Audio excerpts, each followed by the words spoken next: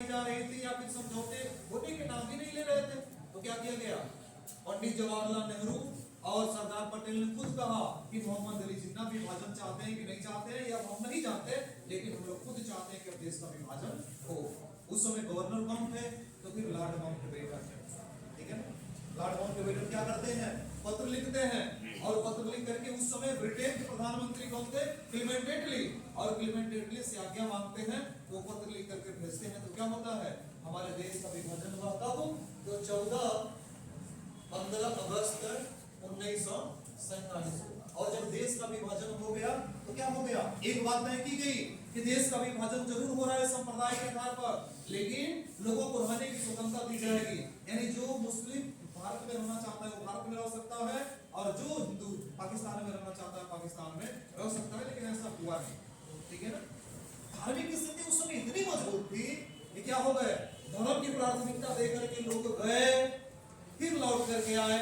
भारत से बहुत सारे मुस्लिम गए, देखेंगे अनुच्छेद 7 आज के समय में निलंबित अवस्था में है, लेकिन 1949 के बाद इस अनुच्छेद का बहुत बड़ा महत्व था। जब देश का विभाजन हुआ तो फिर बहुत सारे मुस्लिम भारत से पाकिस्तान गए, वहां पर बेचारों की हालात एकदम से कमजोर हो गई, एकदम से खाने बगैर मरने लगे, तो फिर पाकिस्तान से भारत लौट करके आए।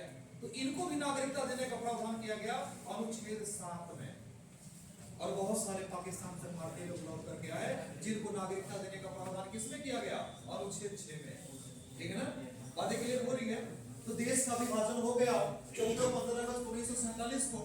अब बताइए कि हमारे देश के हिस्से में से एक हिस्सा निकल करके चला गया पाकिस्तान में, तो फिर संविधान सभा में सीटों की संख्या कम होगी ना।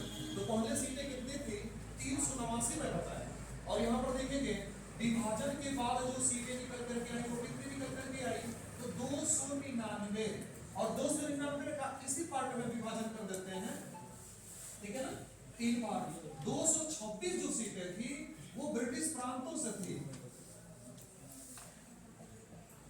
ब्रिटिश प्रांतों से कितनी, 226 सीटें, 3 सीटें कमिश्नरी प्रांतों से थी,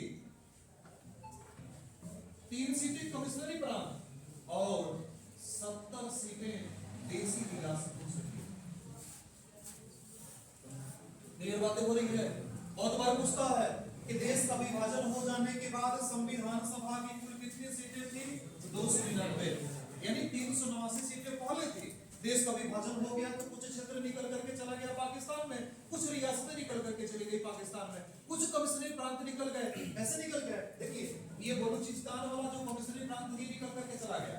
3 कमिश्नरी प्रांत आज भी हमारे देश में है, दिल्ली, बूथ और क्या, अजमेर। अजमेर आप लोग देखेंगे राजस्थान का हिस्सा है कि नहीं, राजस्थान का हिस्सा, दिल्ली आज भी है, पूर्व जो है वो कर्नाटक में बसता है।